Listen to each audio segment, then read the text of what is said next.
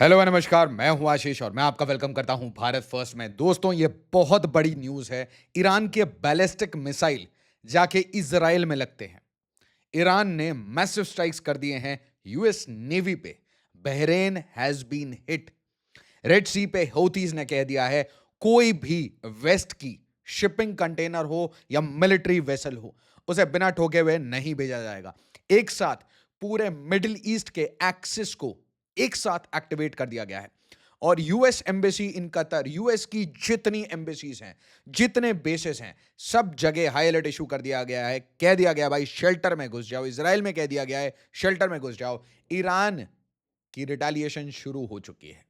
ये सारा शेर का रोर वगैरह ये जो भी किया था भाई अमेरिका ने, इजराइल ने, it is just getting started. और फर्स्ट वेव रिटेलिएशन शुरू हो चुका है ईरान का। ये फर्स्ट वेव है। और यहां पे बोला गया है the US embassy in Qatar is implementing a shelter in place for all personnel. We recommend all American to do the same until further notice. देखिए सुबह क्या हुआ है। तो ये भाई आपके तेहरान है। तेहरान में आप समझ लीजिए कि भाई बोला जा रहा है B-2 बॉम्बर्स आए थे, F-16, F-35, US Israel combined, इनको ठोका गया है। टोमोहॉक मिसाइल्स आए हैं, क्रूज मिसाइल्स आए हैं, उन्होंने मारा है। Drones have been deployed. अलग अलग जगह एक्सप्लोजन्स देखा जा रहा है। सिर्फ तेहरान की बात नहीं है, इंक्लूडिंग चाबाहर। चाबाहर के पास में भी ऐसे एक्सप्लोजन्स देखे गए हैं। These are low flying sorties being done. ठीक है, फाइटर जेट्स आराम से जा रहे हैं। आप ये देखिए, back to back cruise missiles entering Iran. Yup. और इसके साथ आपको ये याद रहना चाहिए कि अफगानिस्तान पाकिस्तान के बीच में ये रात भर मल्टी बैरल रॉकेट लॉन्चर, पूरी दिवाली चल रही है होली से पहले।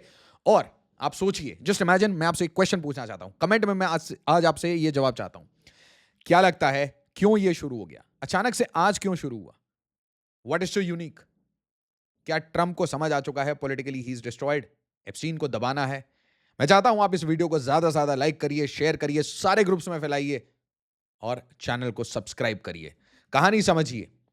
जियो पॉलिटिक्स, ये स्ट्राइक्स, वॉरफेयर, सबके पीछे पीछे एंड में आपको देखेगा इकोनॉमिक्स है और बहुत इंपॉर्टेंट पॉलिटिकल प्लानिंग है, कब किसको कहां ठोका जाता है।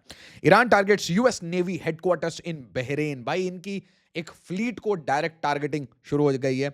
Smoke rises near US navy base in Bahrain amid Iran conflagration. तो भाई ये जो फ्लेयर अप शुरू हुआ था, ये सोचा गया था एक साइड से कि भाई हम आराम से आके ठोकेंगे और ईरान कुछ नहीं कहेगा। नहीं, ईरान वाज रेडी। ईरान ने बहुत क्लियरली अपना प्लान, जब नेगोशिएशन चल रहे थे तब भी अपना प्लान बहुत ओपनली पब्लिक डोमेन में और इसके ऊपर आर्टिकल्स लेके जा चुके हैं कि अगर ईरान ने एक रेडलाइन रखा था, अगर ईरान में रेजिम चेंज और अदरवाइज किसी भी तरीके के स्ट्राइक होते हैं तो उसका रिटेलिएशन होगा यूएस के सारे एसेट्स पे। चाहे वो एसेट सऊदी अरेबिया में हो, कतर में हो, बहरेन में हो, यूएई में हो, सीरिया में हो। और इसीलिए आपने देखा होगा कि यूएस पिछले 2 हफ्ते से अपने पर्सनल को डिफरेंट लोकेशन से हटा रहा था, साथ ही साथ मिलिट्री एसेट्स को डिप्लॉय कर रहा था। आप अपने एयरक्राफ्ट कैरियर्स लेके आ रहे हैं बट बेसेस को खाली कर रहे हैं, सोल्जर्स को हटा रहे हैं ताकि हताहत कम हो। मतलब अमेरिका को भी यह पता था कि भाई रिटेलिएशन होगा।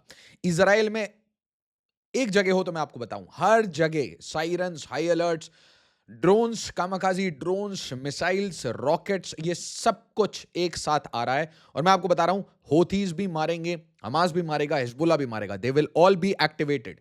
जो भी लिमिटेड कैपेसिटी होगी, पूरा ईरान अपनी पूरी एक्सेस को एक्टिवेट करेगा। यहां पे सबसे बड़ा क्वेश्चन ये है, व्लादिमीर पुतिन क्या है, कहां है, रशिया कहां है? क्योंकि आप सोचिए जरा, एक ऐसे टाइम में जब ईरानियन रेजिम का लास्ट मोमेंट चल रहा है, तो क्या व्लादिमीर पुतिन इंटरवीन करेंगे? क्या चाइना इंटरवीन करेगा?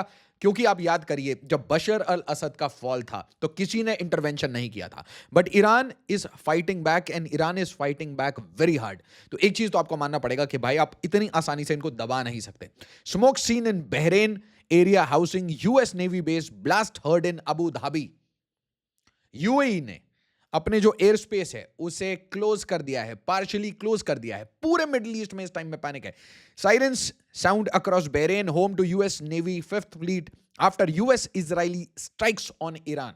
ठीक है, Sirens sound across northern Israel amid an Iranian ballistic missile attack. तो मैं आपको क्या बोल रहा था सुबह सुबह, क्रूज मिसाइल आएंगे, बैलिस्टिक मिसाइल आएंगे, रॉकेट्स आएंगे, कामाकाजीज आएंगे, आपके हर बेस को ठोका जाएगा। कोशिश तो की जाएगी आप अपने एयर डिफेंस सिस्टम से जितना भी इसे नलिफाई कर लें, बट एक ना एक, क्योंकि ये सिर्फ एक चीज कोशिश करते हैं, they want to saturate the air defence system. Iran का सिर्फ एक एजेंडा होता है, वो मारते हैं तो वेव्स में मारते हैं, और जब वेव्स में मारते हैं तो देयर इज अ पॉइंट जहां पे सारी एयर डिफेंस सिस्टम सैचुरेट हो जाती है, और सैचुरेशन के बाद कोशिश क्या की जाती है कि आपके एडीज के जो भी लोकेशंस हैं उसको किसी तरीके से ट्रैक एंड ट्रेस किया जाए, उसे ठोक दिया जाए, उसके बाद then you can have a free run. ठीक है, बट आप ये याद रखिए कि अगर ये चीज आगे बढ़ती है तो यूएस यहां पे एक फुल फ्लेजेड वॉर में घुस सकता है। फुल फ्लेजेड वॉर कह रहा हूं मैं आपको। तो इजराइल पे अटैक होना शुरू हो चुका है। इरानियन बैक्ड हouthis से they'll resume attack on Israel and on shipping routes. US says it recommends that Americans in Israel, Qatar, UAE, कुल मिला के पूरे मिडिल ईस्ट में सबको एक चीज कह दी गई है। हर जगह देखिए, US UK advises citizen in Qatar to shelter in place after Israeli attack on Iran. तो पूरे वेस्ट का जो इकोसिस्टम है, वेस्ट की सारी कंट्रीज हैं, उनके जो भी एसेट्स हैं, including business that are not safe in Middle East, क्योंकि मिडिल ईस्ट में जहां जहां ये मिलेंगे, ईरान कोशिश करेगा रेजिम फॉल होने से पहले ज्यादा से ज्यादा अटैक करे ताकि ये रेजिम किसी तरीके से बच पाए। UAE partially closes air space as precautionary measures, but ये बोला जा रहा है कि अबू धाबी में ब्लास्ट्स की आवाज आई है। सो आप keep a close eye. Red sea, Persian gulf, UAE, Qatar, Bahrain, Kuwait, Syria and Hezbollah, Houthi, Hamas. अजीब सी बात यह है कि तुर्की से आवाज नहीं आई, सऊदी अरेबिया से आवाज नहीं आई, पाकिस्तान से आवाज नहीं आई। ये जो इस्लामिक यूनिटी की बात होती है, ये बीच से फट जाती है जैसे ही ईरान की बात आती है, जैसे ही बलूचिस्तान की बात आती है। वैसे आपको ये याद रहना चाहिए कि कुछ ऐसी ही कहानी आपको दिखेगी जब भाई ये लड़ाई पाकिस्तान और अफगानिस्तान के बीच में होगी, डूरन लाइन पे ये चीजें चल रही होंगी।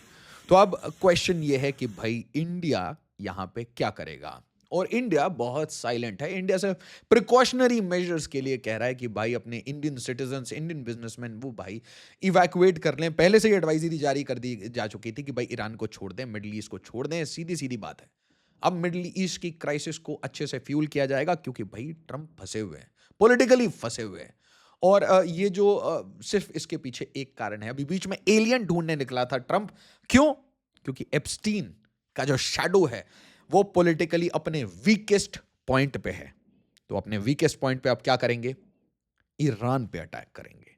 तो ईरान को ठोका गया, बट गजब फाइट है। The fight is interesting, reason is volatile.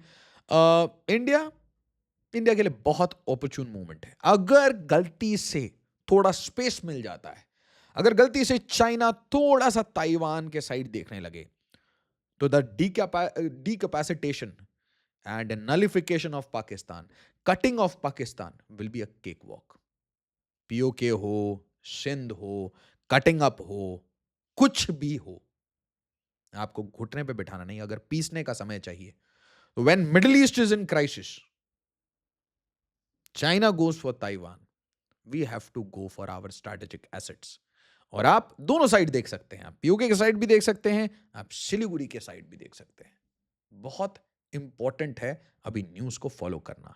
इसे शेयर करिए, लाइक करिए, हाइप करिए। एज ऑलवेज, जय हिंद, जय भारत।